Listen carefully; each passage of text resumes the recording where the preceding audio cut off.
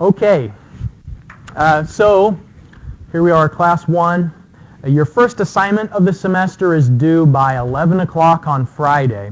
And it's a brief introductory assignment that's a little bit different from the introductory assignment you did last semester. This time around, I ask you to think about your academic goals for the semester, like what some of the obstacles might be to your academic goals, and what tools will you use to achieve your goals, and how can I help you. And then there is a hydraulic engineering question in there for good measure.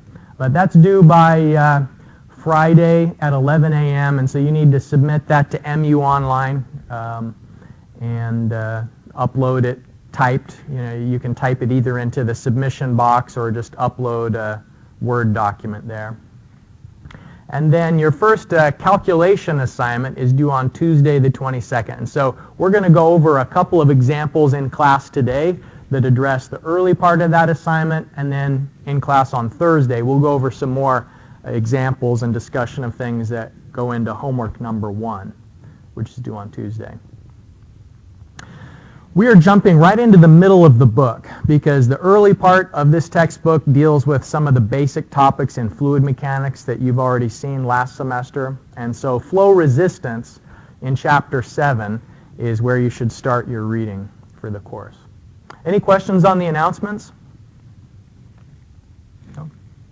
I'm confused where we find the actual introductory assignment. There's a website called MU Online. And I'll send out the link after class. I think a lot of people have used MU Online before, but for those of you who haven't, you find the assignment electronically online. There's a PDF file. Okay. This is a picture that kind of illustrates why I find hydraulic engineering exciting. This is a water bridge in Germany, and it, at first glance, almost seems to defy logic. Like why would someone put a river on top of another river? In a way, it doesn't make sense. And you look at it and you can tell it was probably expensive, right? And in fact, it was. It was more than $500 million. This is in Germany. And the reason why they built it is that this larger river underneath is the Elbe River. And previously, there were 2 industrial centers in these adjacent towns, and any sort of coal barges and ore barges would have to go on a small canal from the town on the right down the Elbe River, and these red hash marks represent a lock where the water level is raised or lowered.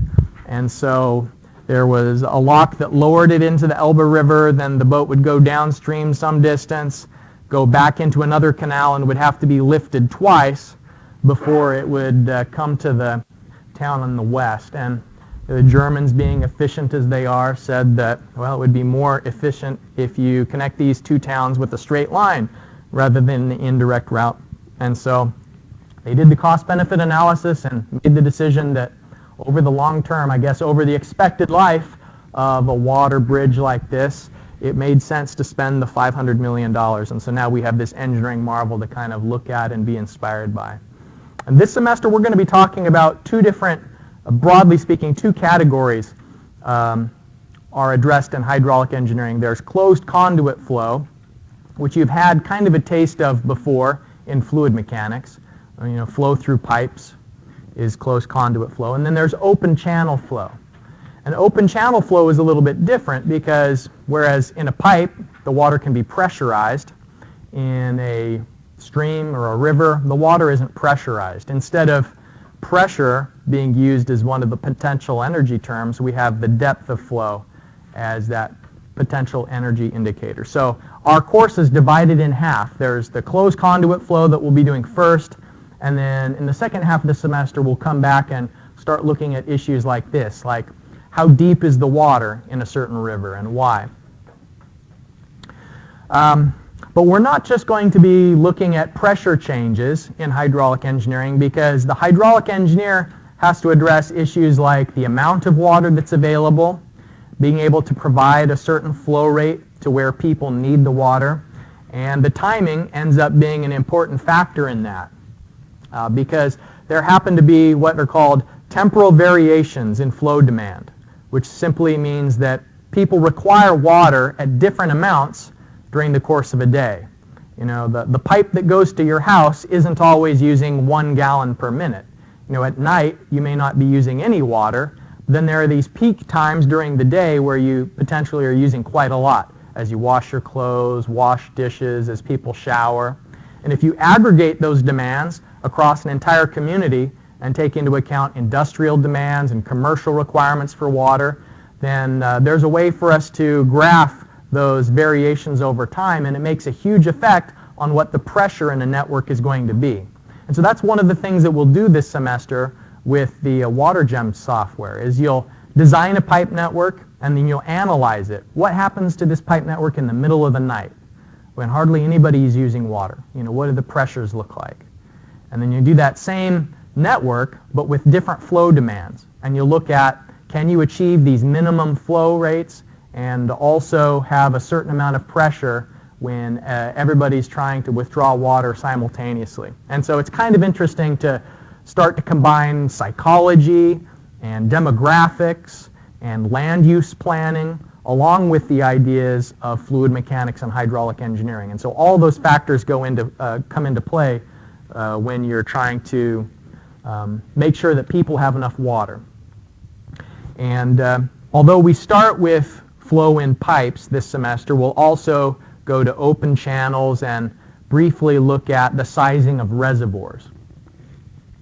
And the sizing of reservoirs depends on the difference between flow in and flow out. And you remember we had some calculations related to the Oahe Dam up in North and South Dakota last semester. We're looking at how the water level rises and falls over time. And flow equalization basins and reservoirs are used in communities to make sure that the pressure is more consistent over time because of the huge variations in flow demand.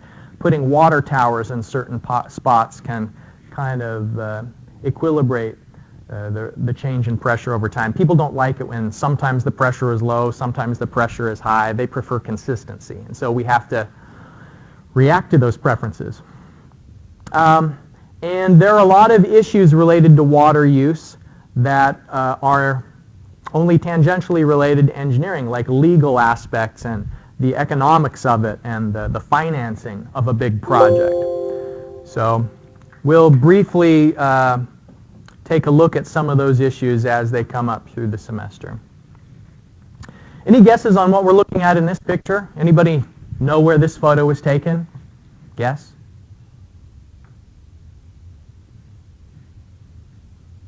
Where would there be such a density of pipes? Well, it could be a chemical plant, although it's not. It's not a chemical plant. It's a water treatment plant. And if you ever get a chance to tour a water treatment plant, everyone that has sand filtration has a room next to the sand filters with a bunch of pipes and a bunch of pumps. And that's what this is. This is, the sand filters are along the back, this side wall. And that's where the water is going down through sand to try and filter out clay particles and colloids, and it comes out the bottom of the sand filter a lot cleaner than it went in. But then they have to use the pumps to lift it back up in the treatment plant to either a storage reservoir or a place where it's going to get some chlorination. And so this just kind of illustrates the complexity of piping that comes in a water treatment plant. And this is actually a pretty small treatment plant. There are photos, I guess I need to find one that's even fancier and more complicated with a really high pipe density. And so the engineering work that goes into calculating what is going to be the pressure in each one of these pipes, what is the required pump characteristics, and how is all of this going to change over time, it's extremely sophisticated. For the most part, we'll look at steady flow conditions when we're doing pipe analysis. But when we size the reservoir, that's kind of the exception to steady flow, and we'll look at varying flow over the course of a 24-hour time period. This is a picture that I took when I lived over in the United Arab Emirates. This is on the east coast of the UAE in a really nice place. What's the name? Khor Fakkan is the name of that town.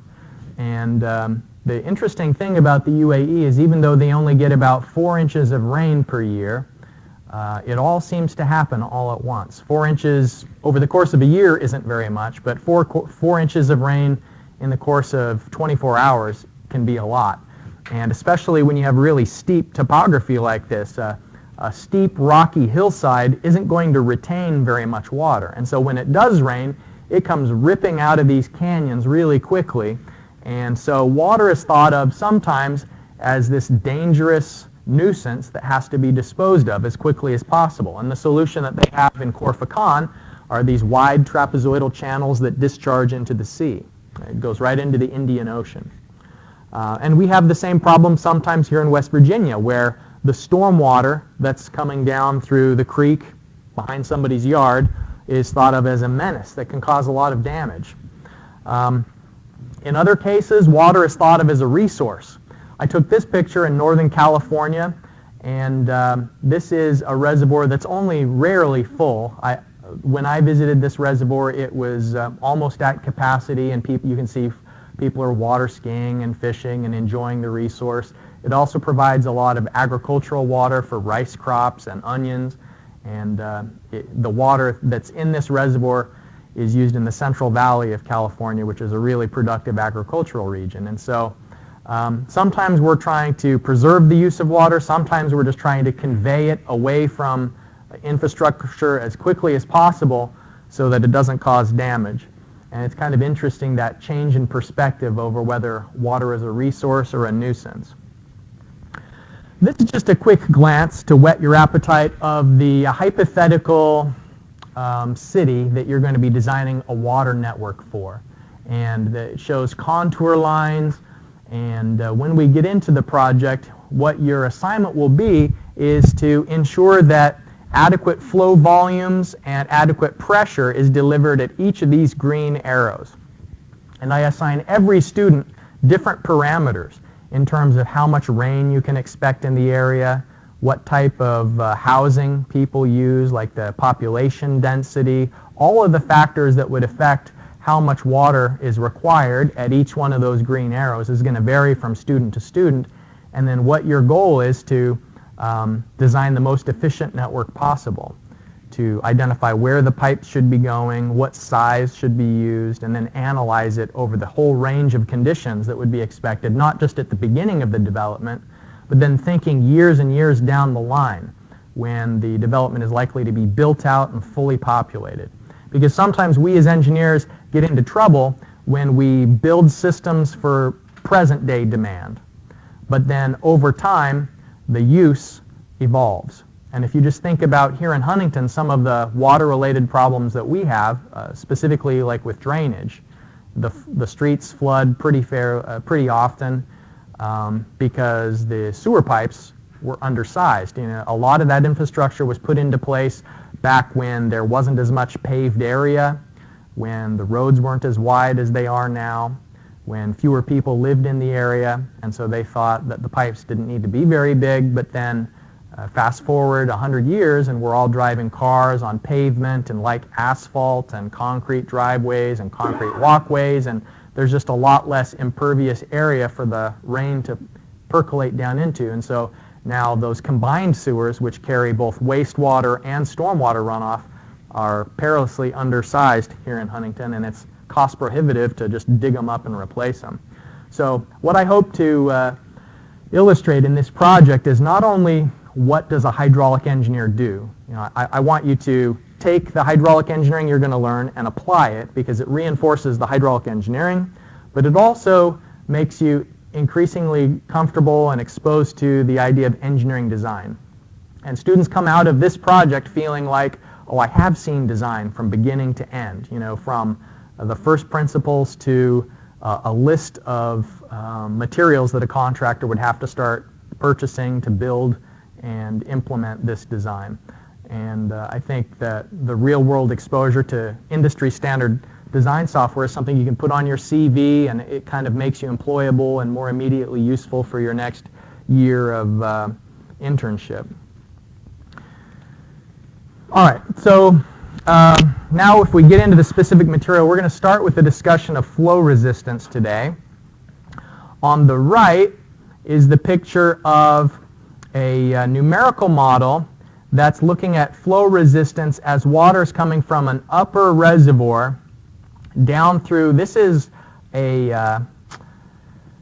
it's a channel for fish to go from a lower stream up to an upper reservoir. It's kind of like a bypass. Most of the water coming out of this upper reservoir goes through a dam and penstock and hydroelectric, but the fish have trouble migrating through a turbine, and so they have to provide alternate means for migratory fish to go upstream. And so what they've done in this analysis is they're trying to look at what are the velocities in that channel, because fish can only swim so quickly, and so an analysis that shows at the edges of the stream, you can see these cooler colors, the blues and the greens. Those are associated with lower velocities, because what you already know is that there's more resistance the closer you are to some stationary object, whether it's the boundary layer of a pipe or if it's the bank of a stream. When there's more resistance, there's going to be less flow rate. And the same thing is kind of illustrated in this diagram, which is maybe a conceptual sketch of what it looks like inside of a pipe. And so what we're seeing is these eddies and the very indirect path that fluid particles are going to be taking as the water flows from the left to the right. It's not just as simple as a straight horizontal flow, but any given particle may interact with this edge boundary and go in a swirl for a little while before it gets kicked out to the center of the channel again, and the resistance is less here at the center of the pipe because you're further away from the edges where the shear stress is applied to the fluid. So how much flow resistance a fluid is going to experience as it goes through a conduit is partly determined by the fluid viscosity. So think, what if it's water flowing through this pipe? How much energy would it take to move a certain amount of water through the pipe if it's water? Versus what if the fluid is pancake syrup? And not only is it sticky, but it's also very viscous. And so now you're going to need a lot more energy. And maybe you've had to squeeze like a cold syrup, like when it's really cold and viscous and thick, you have to kind of squeeze it harder to get it through the small diameter opening at the top of the bottle, as opposed to if you just take it out of the microwave and it's piping hot and really runny and it's not very viscous, then it'll just pour out really quickly. So the resistance to flow partly is determined by fluid viscosity. It's also a function of the flow conditions. So the velocity itself, as the velocity increases, so does the resistance.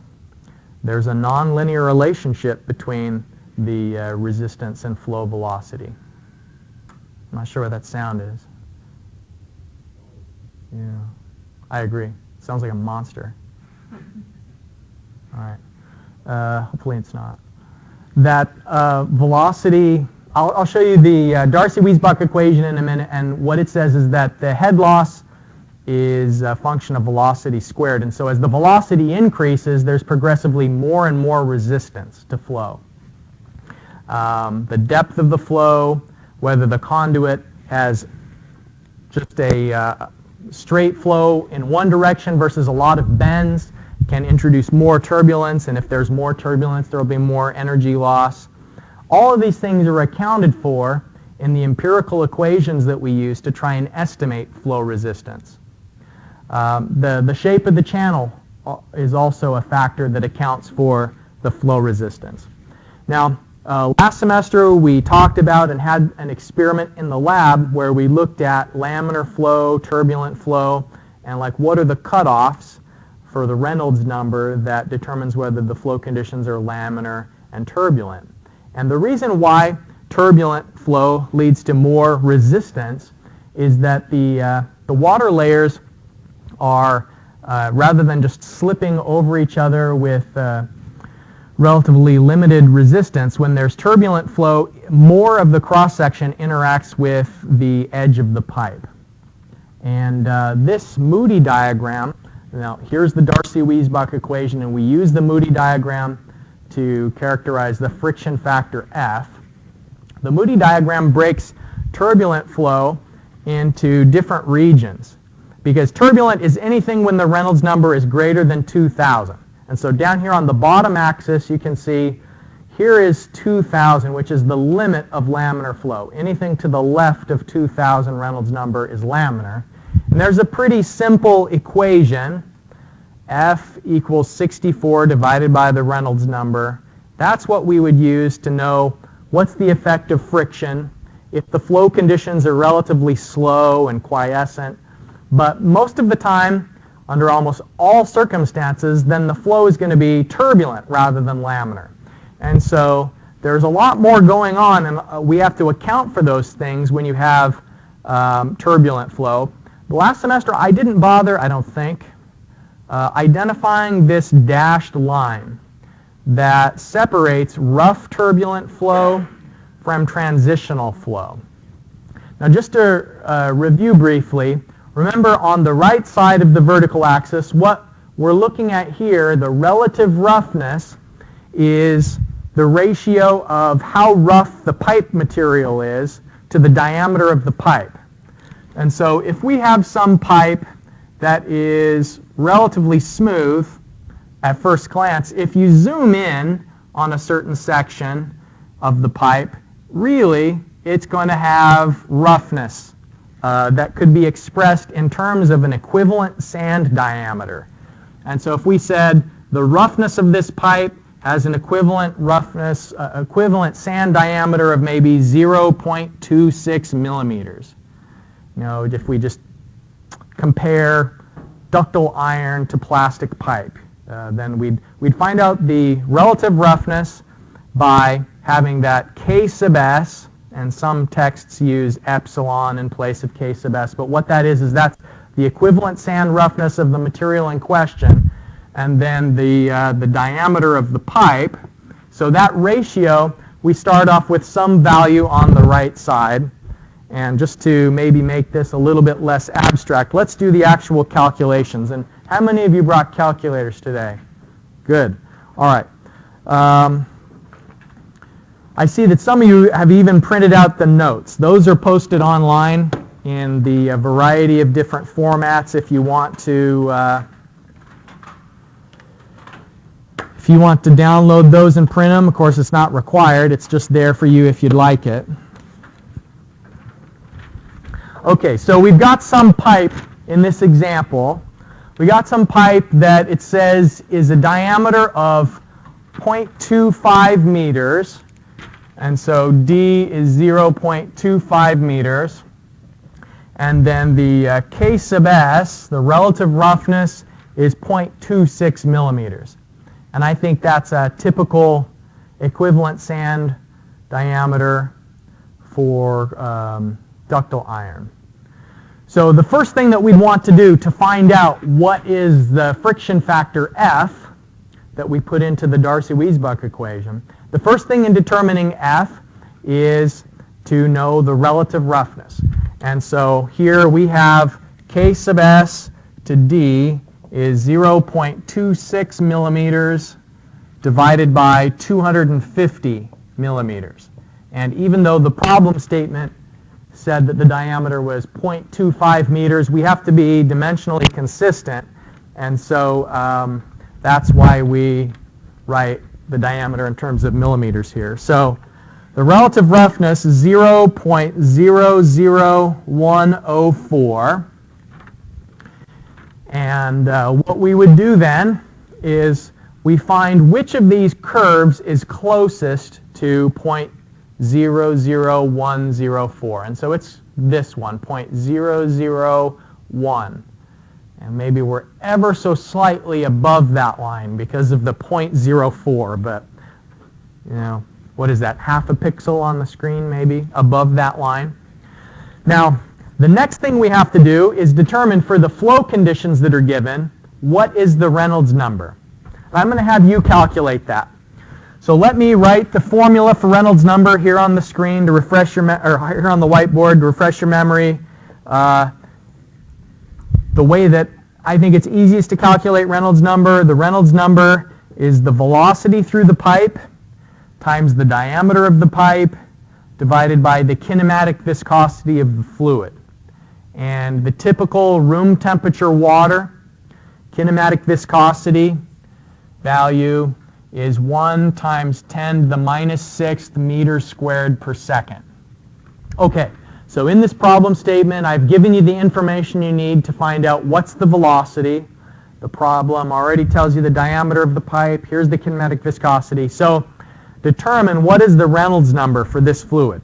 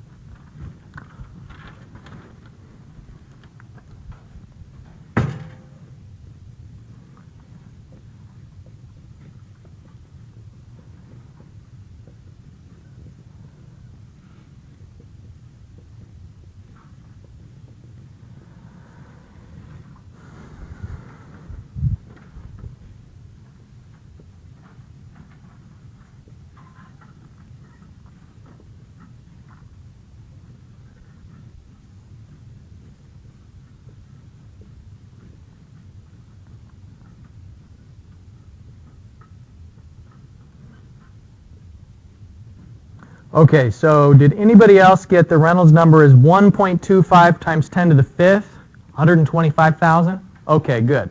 So that's the second clue that we're going to use to determine what is the F value here. So our first axis was defined by the relative roughness, and so that put us along this black line. Regardless of what the Reynolds number is, we need to follow the shape of that line. And if we were between it, like if we were 0.0015, then we just stay between these two. Wherever it went, we'd say it's the midpoint between the two guide curves. But we're on this curve, and we go over to 1.25 times 10 to the 5th. And so here's 1 times 10 to the 5th, 2 times 10 to the 5th, and so here's 1.5 times 10 to the 5th, and we're going to be halfway there. So we go up, and then we intersect that curve that we had followed before from the point 001, and it happens to cross, just coincidentally, it happens to cross this black line that guides us over to the left, and you can see that the F value is 0.022. Okay, so the answer here is the F that we would use is 0.022. So that's just a quick refresher on one of the empirical ways that we've used to approximate the effect of flow resistance on a fluid. As the water flows through a conduit, the pipe is pushing back on the water in the opposite direction of flow. And if the flow is going to the right, then the pipe is pushing on the water to the left. It's resisting that water movement. And the effect of that is usually a change in pressure as you move downstream. Let's look at, on the force balance level, what's going on for this inclined pipe. Let's do the equilibrium force balance. Okay, so we have a pipe and water's going through the pipe. This diagram, we're looking at the forces that are on the water inside the pipe. We're not looking at the forces on the pipe itself, but there's some element of water on the inside of this control volume.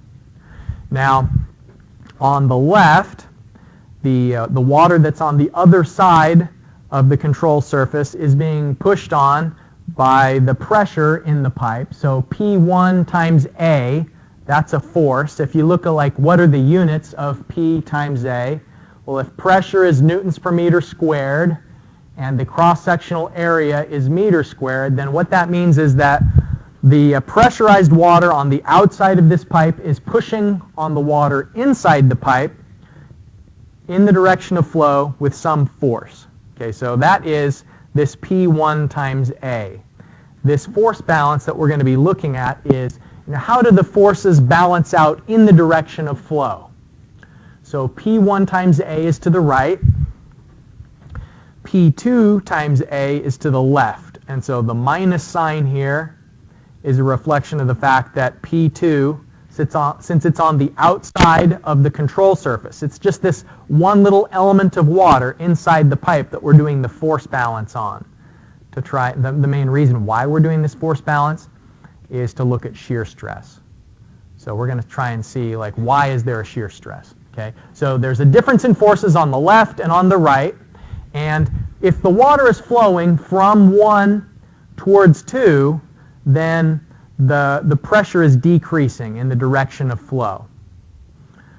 So P2 is likely lower than P1 was because of that energy loss as the water flows through the pipe. Okay, now this next term here, gamma times L times A. Now that's going to be the weight of the water, because L is the length of the pipe segment that we're dealing with, and the cross-sectional area will give that a volume. So area is meters squared, length is meters, and so if we have L times A, that's a volume, and if we multiply that by gamma, which is the unit weight in terms of newtons per meter cubed, now we know what's the weight of the water inside of that control volume, and the sine of theta will now tell us how much of that weight is acting in the direction of flow, because it's an inclined pipe. Let's just say, for sake of argument, we incline the pipe by alpha, and so sine of alpha means that there's going to be some small fraction of the weight that's acting in the same direction of flow because the pipe is inclined. Now here's the key thing, this last term, which is why we're doing this kind of blow-by-blow analysis of the forces to begin with, is we want to find out the resistance. The flow resistance is related to the shear stress, the perimeter, and the length. Okay, so the perimeter is the distance around the pipe, around the outside of the pipe. Sometimes that's called wetted perimeter. It means the distance that the water is in contact with the pipe surface. And so the perimeter is the outside distance around, and if we multiply that by the length of the pipe, now what we're working with is the area of the pipe. So think of it this way. I'm wrapping up this piece of paper to represent, here's our pipe. The perimeter is the distance around it, and then the length is the length of this pipe segment. And so if you unwrap it, now you have a surface area. And the surface area multiplied by the shear stress is going to be that last piece of the puzzle that's the force that's resisting flow. And so think about, all of this has to be in equilibrium because we're going to have steady flow. So all of the forces have to be in balance if the flow isn't changing over time. And so the forces to the right and the forces to the left have to equal out. And so the reason why the pressure is lower at 2 is because the shear stress was also pushing to the left. So if this pipe was horizontal, there would be no pressure changes due to elevation differences. So just the horizontal pipe is maybe the easiest to think of. As water flows through a horizontal pipe, the pressure is still going to be decreasing because of energy loss, and we can account for that on a basis of force by multiplying the shear stress times the pipe perimeter and the length of the pipe. And so this shear stress is an important parameter in characterizing how much resistance to flow there is. And the book goes through this derivation to, in the end, leads at a usable equation that you have to, I think, incorporate into one of your homework problems. The derivation that the book says is, let's define head loss due to pipe friction as the change in pressure divided by gamma. So if you had a horizontal pipe where there's no pressure change due to elevation differences, then for a horizontal pipe, any pressure change you see is because of pipe friction. And R is a term that we're going to call hydraulic radius. And the hydraulic radius is the ratio of the cross-sectional area and the wetted perimeter. So we can rearrange these ideas to say that the head loss due to pipe friction, and so that takes into account the change in pressure, is the shear stress, the length of the pipe. In the numerator and in the denominator, it's the unit weight of the fluid and the hydraulic radius. For a circular pipe, a hydraulic radius, if we have a circular pipe that's flowing full, the cross-sectional area of a pipe is pi d squared divided by 4, and the perimeter of a pipe is pi d. And so we can cancel that out. The pi's cancel, one of the d's cancels, and so for a pipe that's flowing full, the hydraulic radius, R, is just, that should be d divided by 4. Now, so here, hydraulic radius, what we say is circular pipe flowing full, and most of the time, the circular geometry is what most pipe networks is made out of. Sometimes there are like elliptical pipes, but elliptical pipes are often used for open channel flow, like maybe for a culvert or a sewer. Rarely would an elliptical pipe be used for a closed conduit. So if we have a circular pipe flowing full, what this says now is that you can know how much head loss there is due to pipe friction by integrating this shear stress over a certain length of pipe. And so therefore, if we rearrange it with the understanding that S sub F is the slope of the energy grade line. We did some drawings in fluid mechanics last semester, drawings of the hydraulic grade line and the energy grade line. You know, and it's just a visual representation of how much energy is in the flow at any given time. Well, the slope of the energy grade line is how much head loss there is over a certain distance L, over the pipe length. And so the total energy loss over the total distance between 2 points, well, you could find that in terms of a slope. And so this equation, which I've boxed just to make it easier to find once you start working on the homework assignment, I think in your homework that's due next Tuesday, they ask you, you know, for a certain shear stress and for a certain hydraulic radius, what is the slope of the energy grade line? So you'll use that equation on the assignment that's due next Tuesday. If the wall of the pipe was bigger, would it take the inside diameter? Yes. Yeah, great question. It is the inside diameter that affects the water. Are there other questions?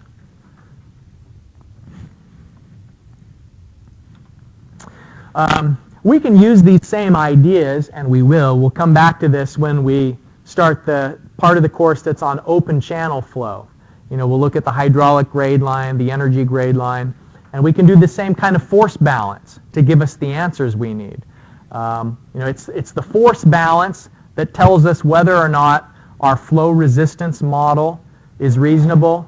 And in open channel flow, we do this force balance to tell us how is the depth changing as you move downstream. That's a really hard question to answer in something like a natural, you know, like the Ohio River, which is just right next to campus here. Trying to calculate how deep the water is going to be when the river is getting narrower and wider, when there's different obstacles and as the slope is changing. That's a really big task in the open channel section of our course. And what we'll do is we'll come back to this analysis of what are the forces on a certain element of water. So we'll do a control volume and we'll just say There's forces pushing on it from the left. There's forces pushing on it from the right. There's the weight of the water. And then that one last component that's the difference between all of those other forces is how much is either the pipe pushing on the water in the opposite direction of flow, or here, if this is an open channel, the bottom of the stream is pushing against the direction of flow. And so there's a shear stress that accounts for the difference in energy between 2 points. So the idea is it's kind of the same analysis whether the pipe is enclosed or whether it's open to the atmosphere. Okay, so let's get some practice using the shear stress equation that relates the slope of the energy grade line and shear stress. We've got a 150 millimeter diameter pipe, and it's inclined with the physical slope of 0.1 meters per meter. Now, there's 3 different slopes that you're going to have to keep track of this semester. There's the slope of the energy grade line, there's the physical slope, and then there is, in the open channel part of the course, there's the slope of the water surface. Now here, the pipe slope is what we're told has a slope of 0.01 meters per meter. And so the way that we will label that is S naught is 0.1 meters per meter. We're told the diameter of the pipe is 150 millimeters, and so D is 0.15 meters. And then the shear stress is 45 newtons per meter squared. What I'd like you to do is go through the calculations and solve for the slope of the energy grade line. So that's S sub F in part A. So part A is find S sub F. And then in part B, let's find out how much pressure does that work out to. And to do part B, you'll need to put it back into the energy equation. And so the energy equation, P1 divided by gamma plus Z1 plus V1 squared divided by 2G is equal to P2 divided by gamma plus Z2 plus V2 squared divided by 2G plus H sub F. Okay, so it's here in part B that you'll begin to utilize that physical slope of the pipe, the 0.1 meters per meter. But in part A, you won't need that physical pipe slope. I'm going to have you work on this independently, or of course you can go over it with your classmates. I encourage you to group together during these example times and talk through the problem together. And I've got the solution here in my notes, so I'll be circulating around if you've got any questions and to check on your work as we go.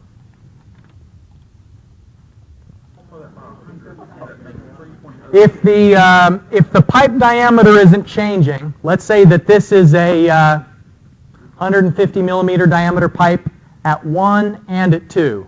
So how is the velocity changing between 1 and 2? V1 and V2 are equal. So that allows us to say V1 equals V2. So they just drop right out of the energy equation. So that's going to simplify things. Now, a couple of you have already remembered that on this slide we said delta P divided by gamma is H sub F. That's if it's a horizontal pipe. It's only if it's a horizontal pipe that all of the pressure change is due to the pipe friction. In our example, some of the pressure change between 1 and 2, some of the pressure change is because of the elevation difference, and some of it is because of the pipe friction. And so what that means is that you're going to have to use the energy equation to find out the pressure difference, because the energy equation is going to account for Z1 and Z2 as well as the H sub F that you get from the slope of the energy grade line and the length. Okay, so in part A you found S sub F, and you use S sub F and the given 100 meter length to find out how much head loss there is due to pipe friction. And so that'll be some distance in meters. And then you'll also be able to calculate the Z2, like if we say let Z1 equals 0. Okay, so if Z1 is 0, then now Z2 is going to be some distance above the datum because of the slope. And then the, oh, we're out of time. Let me pull up the solution real quick so that we get it on the recording.